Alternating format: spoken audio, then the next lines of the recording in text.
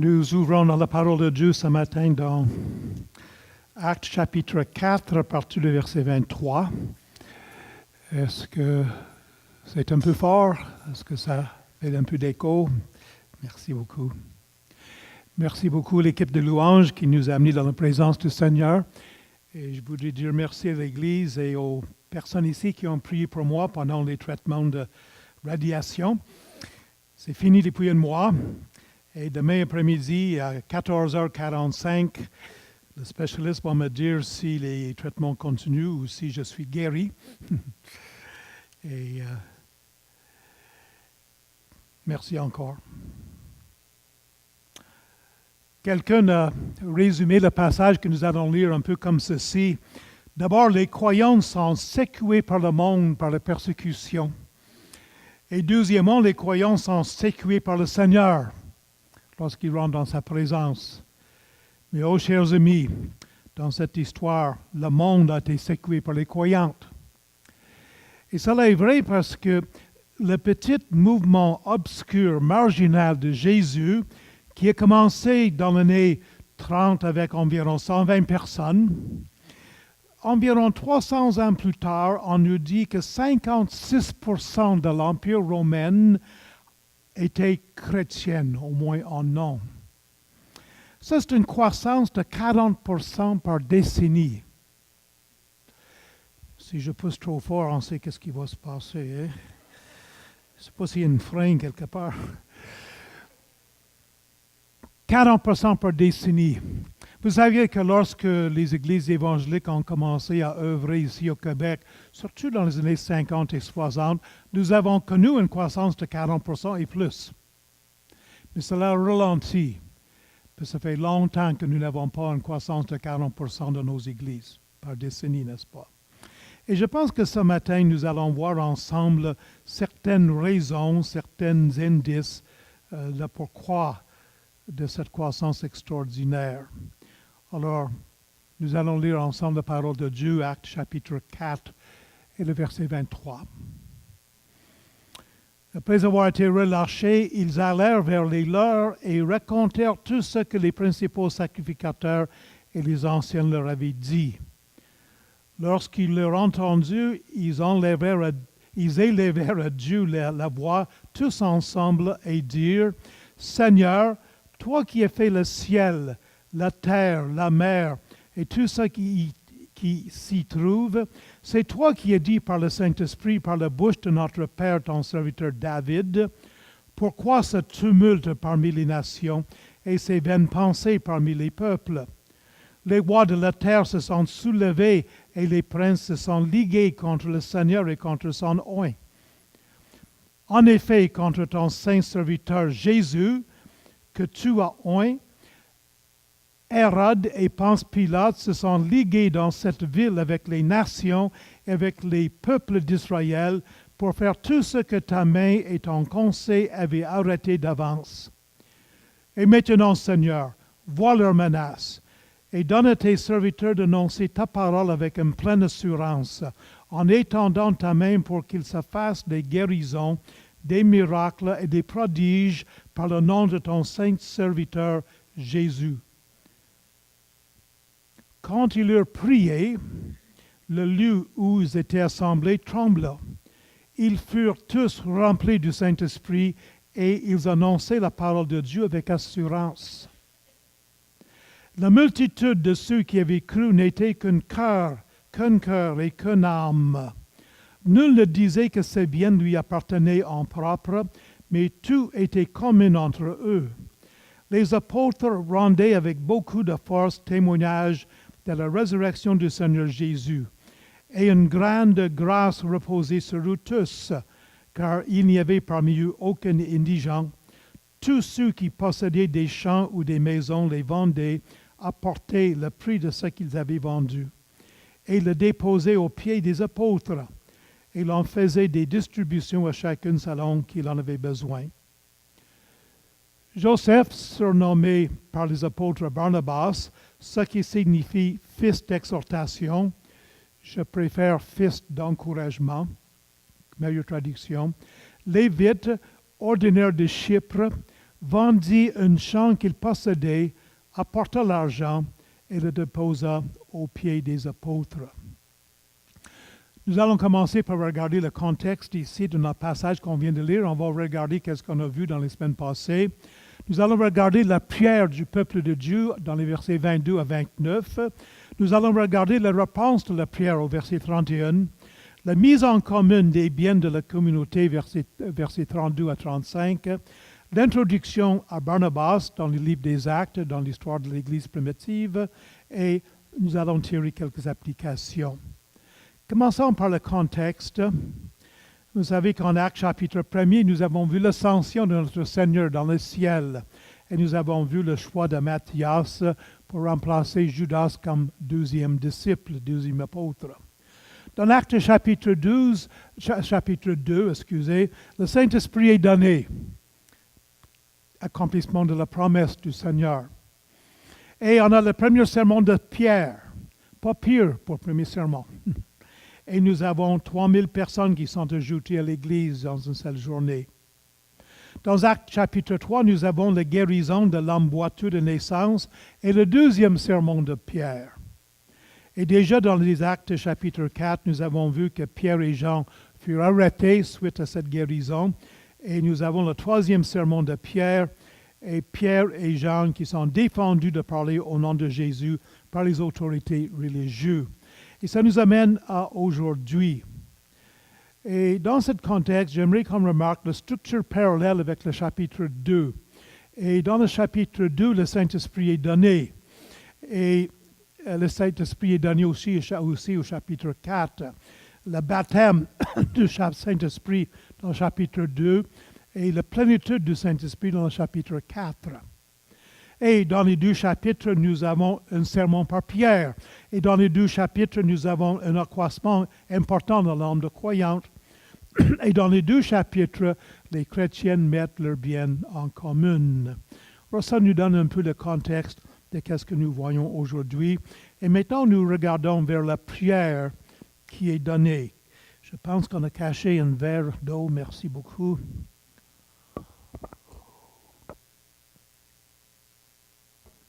J'aime bien la prière que nous avons ici, que nous avons lue. On a l'unité de l'Assemblée dans la prière. Il fait un temps où, moi je dirais, voilà 30 ans, qu'il y avait autant de personnes le mercredi soir au rayon de prière qu'il y avait dimanche matin dans l'église. Et les rayons de prière ont baissé. Puis maintenant, nous faisons dans beaucoup de nos églises des saluts de prière. Puis je trouve ça extraordinaire, les saluts de prière, c'est bien. Mais je me demande quel pourcentage des membres de l'Église se réunit avec d'autres chrétiens pendant la semaine pour prier. C'est évident pour moi que la croissance importante de l'Église à cette époque-là est étroitement liée avec la vie de prière de l'Église. Puis ici, nous avons l'Assemblée qui prie ensemble en unité. J'aime beaucoup dans cette prière-là que nous avons reconnaissance de la personne de Dieu. Seigneur, toi qui as fait le ciel, la terre, la mer et tout ce qui s'y trouve. Ils savent qui est Dieu, ce Dieu puissant, ce Dieu créateur. Nous avons dans cette prière un appel aux Écritures. Nous devons apprendre, je crois, à prier les Écritures. Et lorsque les apôtres regardent autour d'eux la persécution qu'ils vivent, ils se souviennent de ce psaume 2. Le psaume 2 où on décrit la lutte des âges certainement depuis le tour de Babel jusqu'au retour du Seigneur, quand les hommes se liguent, les leaders des peuples se joignent ensemble contre Dieu, comme c'est arrivé autour de Babel.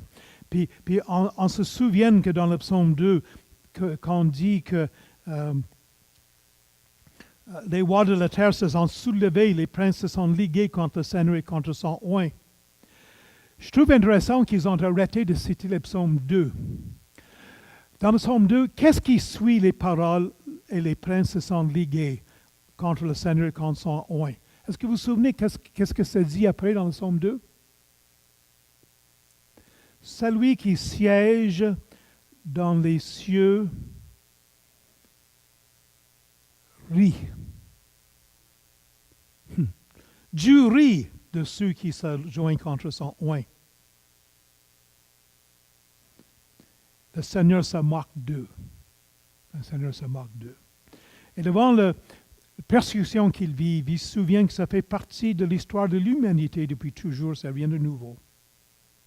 J'aime beaucoup la préoccupation avec la croix.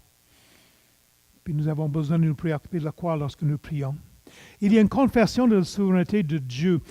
C'est un peu caché dans la Bible en français, mais au verset 24, ce mot Seigneur est la traduction du mot grec despotes. Est-ce qu'en français, nous avons le mot despote? Vous connaissez ce mot-là en français? Hein? On ne l'utilise pas beaucoup. Hein? C'est un dictateur. C'est une personne qui a un contrôle entier. Quelqu'un qui règne sans limite. Et voilà ce Dieu qui est souverain. Ils ont compris la situation à travers les Écritures.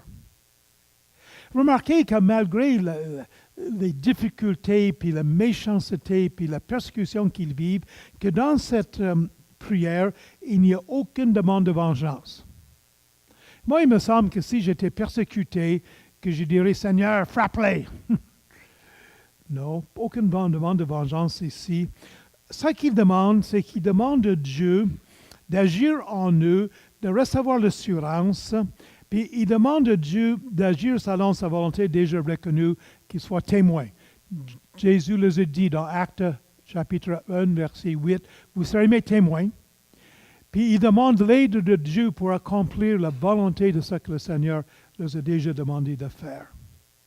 J'ai écrit ceci, « Ils ne demandaient pas des changements dans les circonstances, mais ils ont vu un changement dans leur perception de la réalité. » La réalité, ce n'est pas bien important qu'ils sont persécutés. Depuis toujours, depuis le tour de Babel au moins, puis probablement avant cela, depuis le temps de Noé, les hommes, les autorités se sont moqués de Dieu, se sont révoltés contre Dieu. Le peuple de Dieu a souffert. Ça, ce n'est pas nouveau. Leur perception de la réalité, c'est que ça existe, ça va passer comme ça. Mais, dans cela, Dieu est souverain. Il est au ciel, il se moque de cela, il rit de cela. C'est lui qui est le souverain. Regardons maintenant au verset 31, la réponse de la prière. Il y a manifestation physique, un tremblement des lieux. Je ne sais pas s'il y a déjà eu un tremblement de terre pendant que vous avez prié, mais eux, ils ont vécu cela. Ils ont été remplis de l'Esprit Saint, nous allons en parler tantôt. Et Dieu a répondu, ils ont annoncé la parole avec assurance. Et il y a eu des conversions, parce qu'au verset 32, verset qui suit cette réponse à la prière, on parle que la multitude de ceux qui avaient cru. Une multitude de ceux qui avaient cru.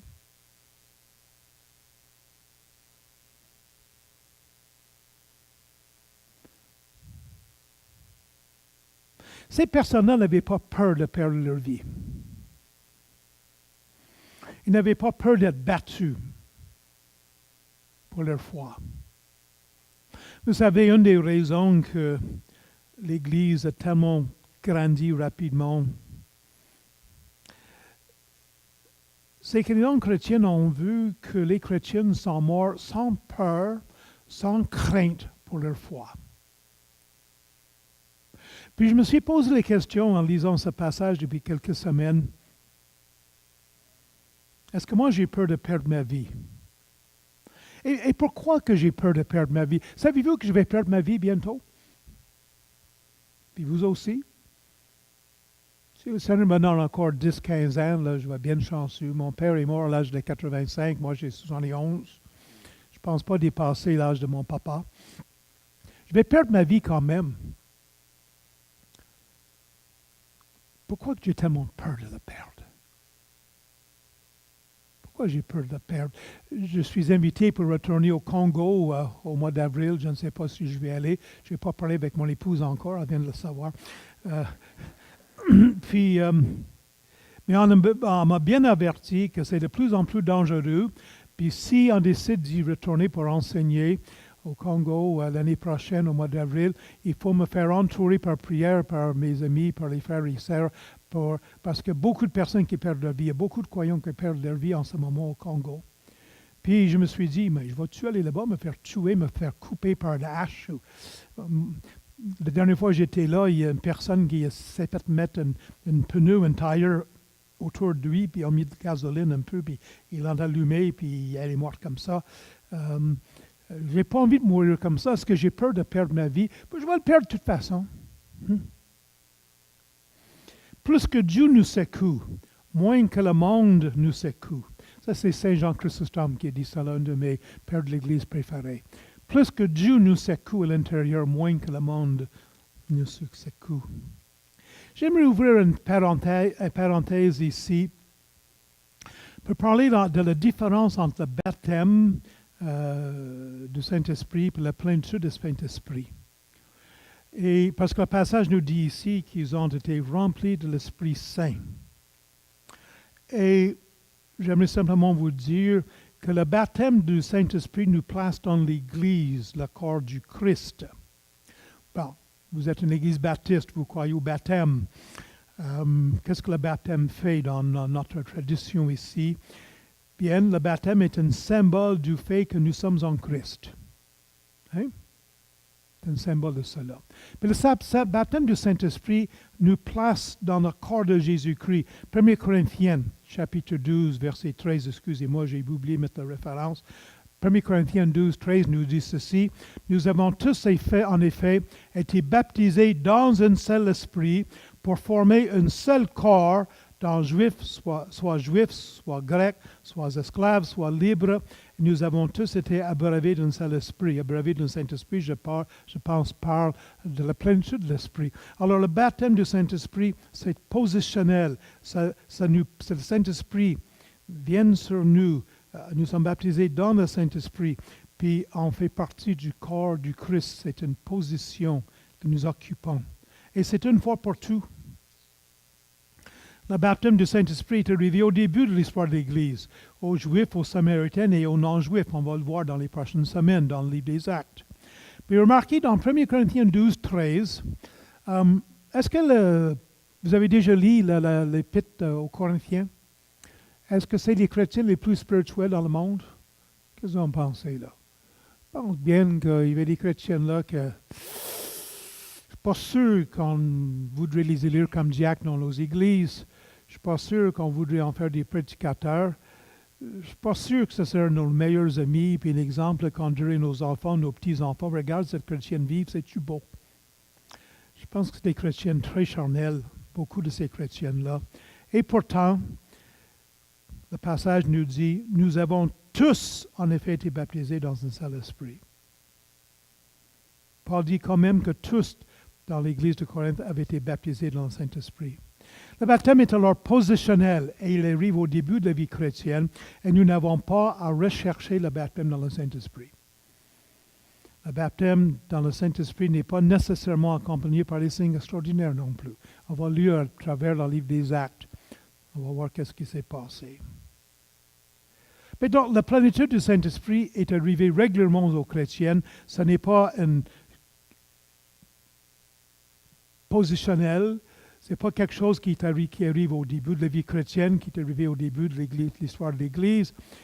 La plénitude ou être remplie du Saint-Esprit parle de céder contrôle à lui. Puis si on regarde Éphésiens chapitre 5, versets 18 à 21, je pense que nous voyons un indicateur assez clair. Ne vous enivrez pas de vin, c'est la débauche. Soyez au contraire remplis de l'esprit. Maintenant, mon papa était dans les services militaires, j'ai été élevé sur une base militaire, beaucoup d'alcooliques dans ma famille. Puis une chose que je sais, c'est que lorsque nous prenons trop de vin, trop de boissons alcoolisées, on perd le contrôle de soi. Est-ce que c'est vrai? On essaie de conduire notre voiture, puis pourquoi que il y a beaucoup de publicité de ce temps-là. Il ne faut pas boire en conduisant. Bientôt, le problème va, il ne faut pas fumer du pot en conduisant. Hein? Ça va être le prochain problème dans notre société. Non, le vin prend le contrôle sur nous. On fait des choses lorsqu'on est enivré qu'on ne ferait pas autrement.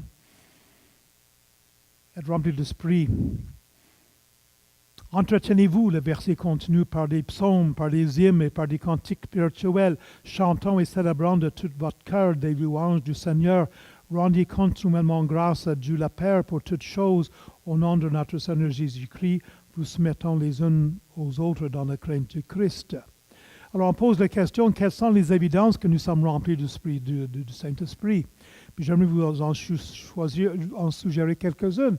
Le passage nous parle de chanter des cantiques et des psaumes. Est-ce que ça nous caractérise? Nous louons le Seigneur. Est-ce que pendant notre semaine, nous avons des cœurs et notre bouche remplie de louanges pour le Seigneur? Nous sommes continuellement reconnaissants et généreux. Nous sommes mutuellement soumis les uns des autres.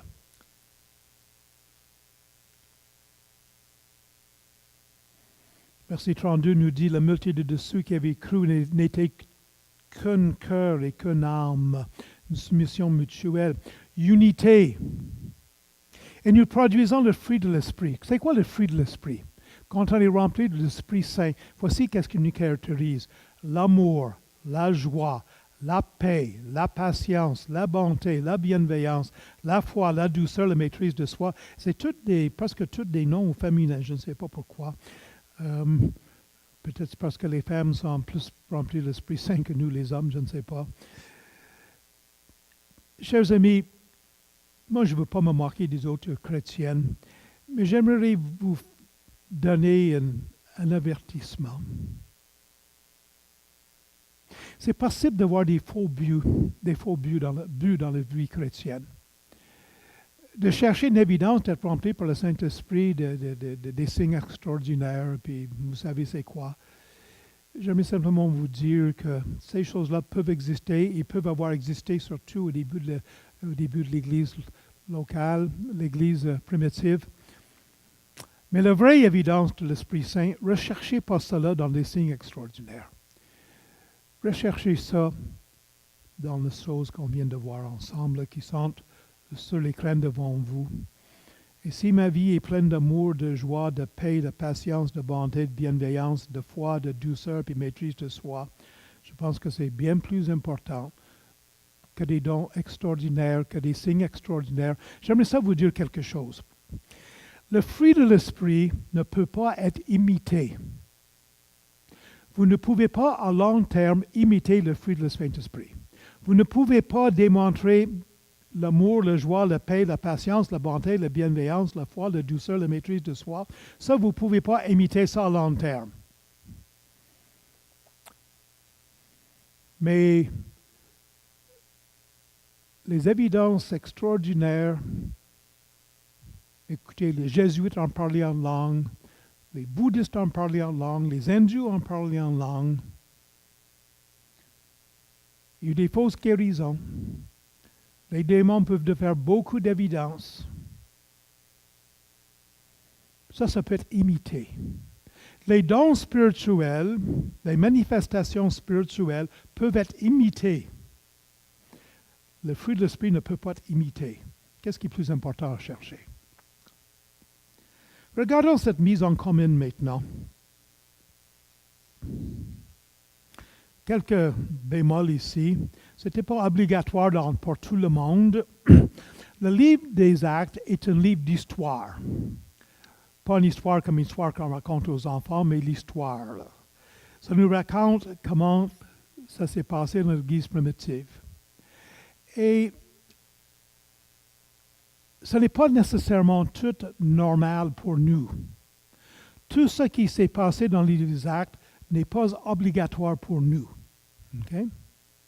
Agnès et Sapphira, on va le voir la semaine prochaine, je crois, ils ont menti. Ils sont morts dans l'Église. Je ne suis pas certaine qu'on doit avoir des personnes. Si tous les menteurs dans l'Église ici tombaient morts dimanche prochain, je pense qu'il y aura une ou deux chaises de vide. Ou peut-être 25, je ne sais pas. Le Seigneur le sait. Alors, ce n'est pas toujours normatif. Et c'était ça dans la conscience de chacun. Pierre va dire à Ananias et Saphira, si vous ne vouliez pas donner cet argent-là, vous n'étiez pas obligés. Hein? Et il faut remarquer les circonstances. Il y avait beaucoup de pauvreté à cause de la persécution et les pèlerins qui sont venus à Jérusalem pour la Pâque et qui sont restés.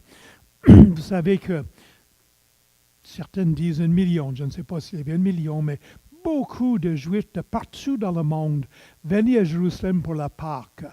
Puis la crucifixion de Jésus-Christ, c'était pendant la Pâque. Et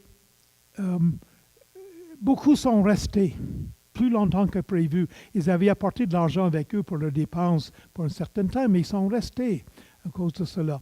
Et la persécution a aussi fait certaines personnes plus pauvres. Puis de toute façon, la majorité des personnes qui ont accepté l'Évangile, c'était les pauvres. Hein? Ça a toujours été vrai, ça. L'apôtre Paul va dire dans 1 Corinthiens qu'il n'y a pas beaucoup de riches, pas beaucoup de personnes bien en vue qui acceptent l'Évangile. Dieu a toujours agi comme cela. Il y a quelque chose chez Dieu qui cherche les humbles, mais pas les orgueilleux. Dieu est attiré vers ceux qui sont dans le besoin. Il est comme ça, Dieu.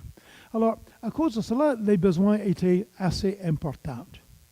Il faut aussi voir que cette habitude, cette bonne habitude qu'ils avaient, c'était sujet à l'abus. Dans l'église de Thessalonique, il semblerait qu'on avait aussi fait des choses comme ça.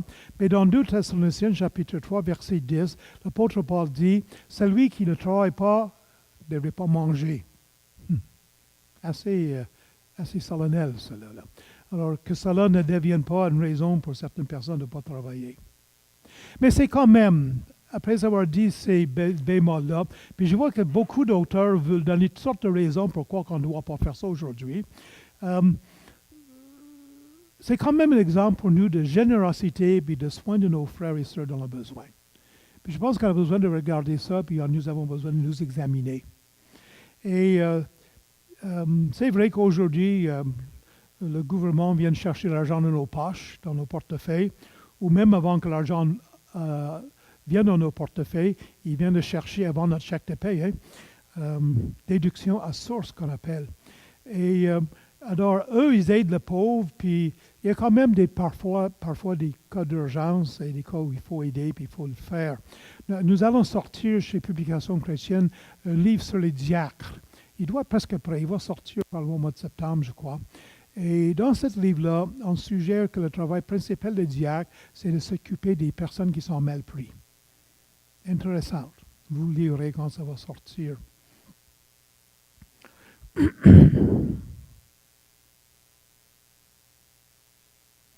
Il me semble qu'avant ce qui est arrivé dans le cœur de ces personnes-là,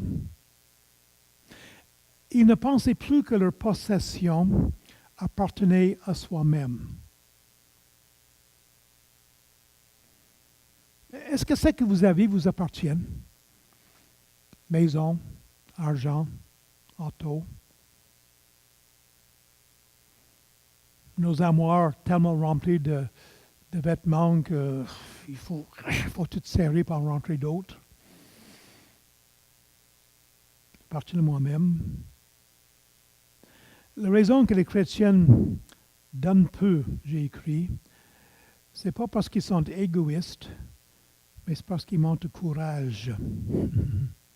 Ça, c'est Tim Keller qui dit ça. Savez-vous que environ 35 ans après les événements ici, la ville de Jérusalem a été détruite et toutes les terres et toutes les possessions de ces personnes-là ne les appartenaient plus de toute façon.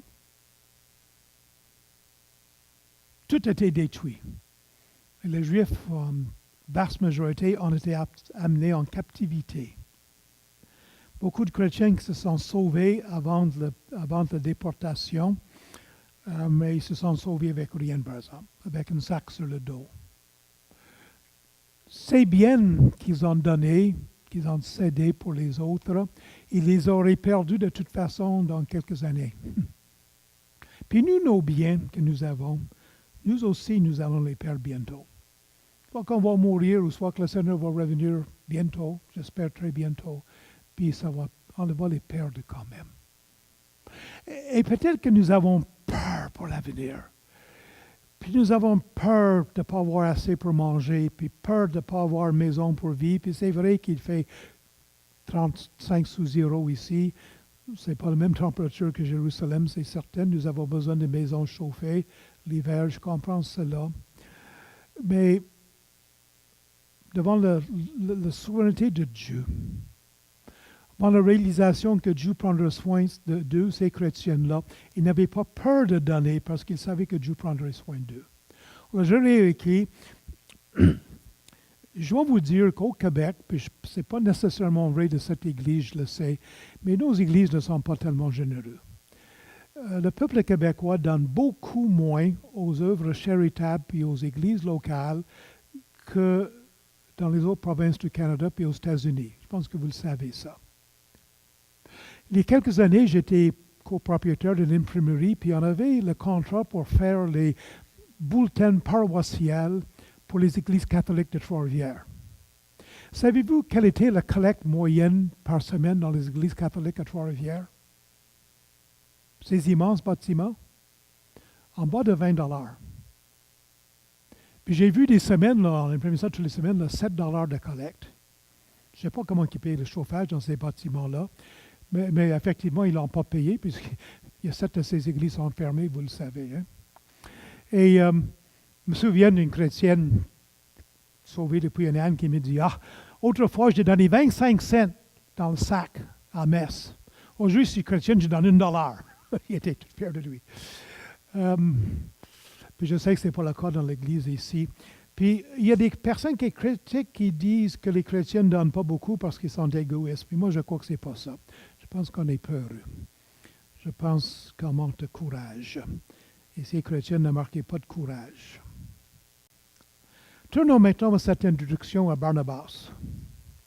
Quelle heure est-il? Oui, ok, c'est bien.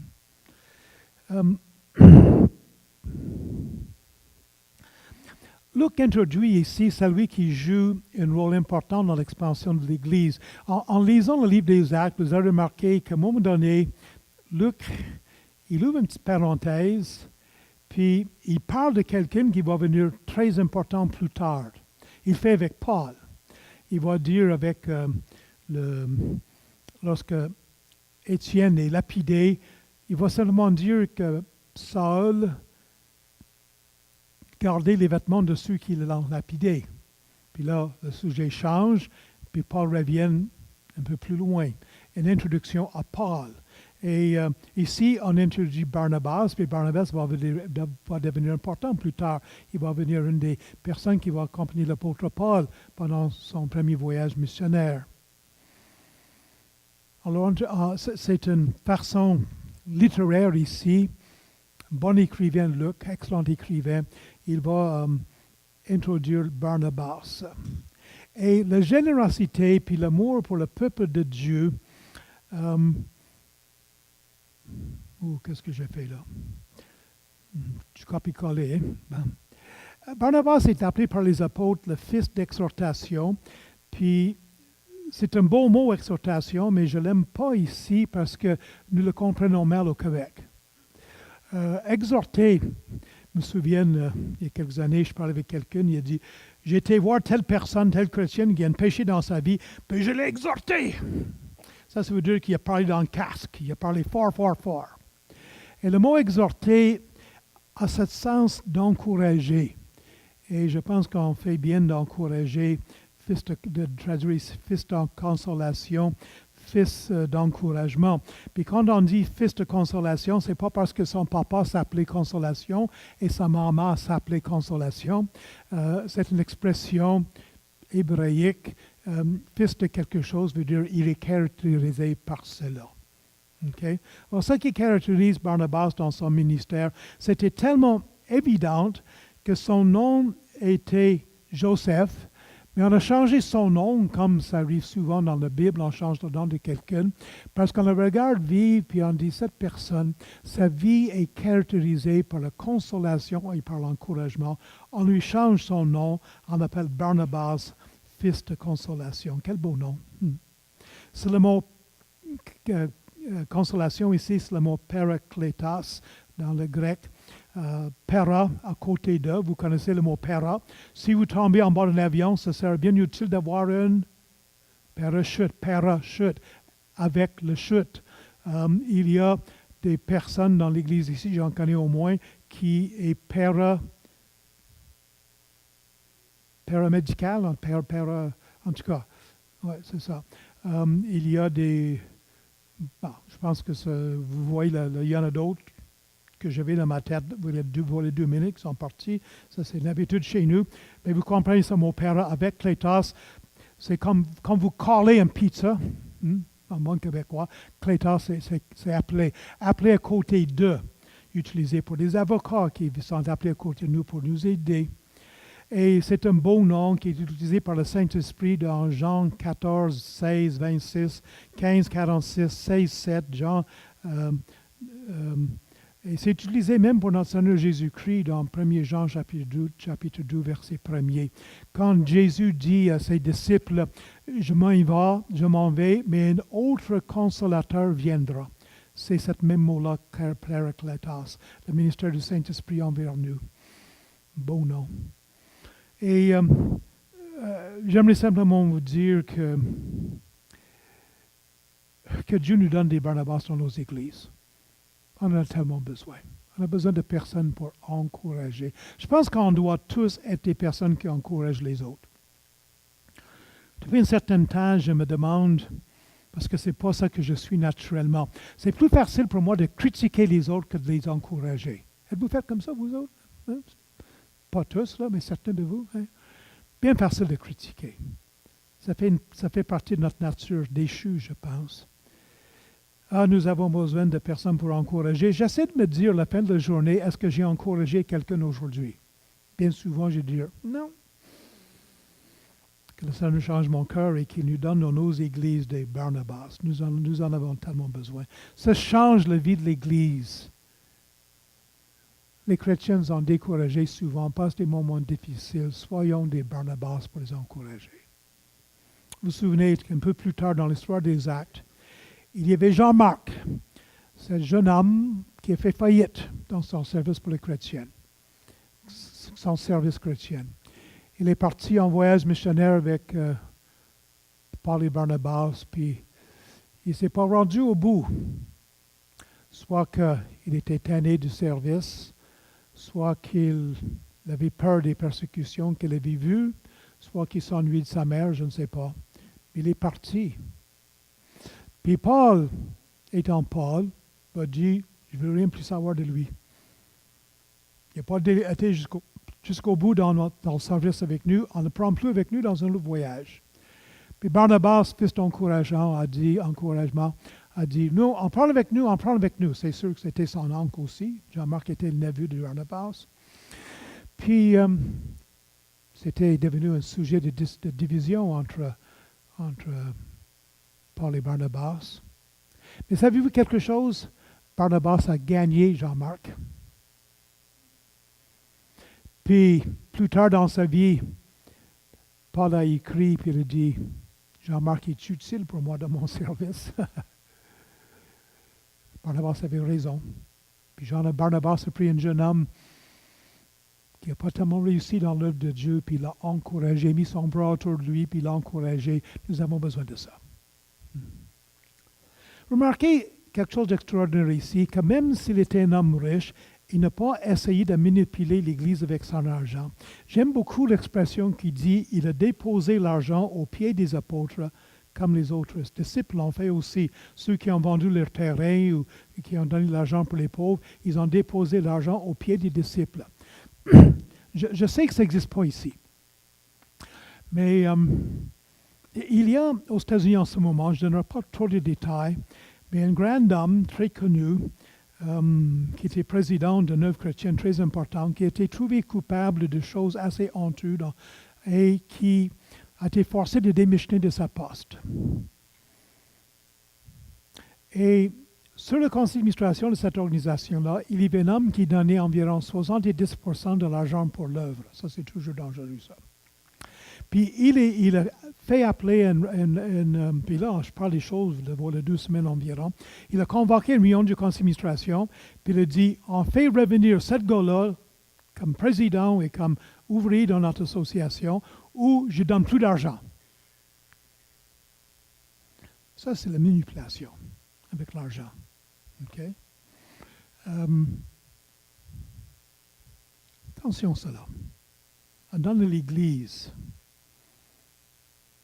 Puis quand on donne l'argent, on perd le contrôle de l'argent.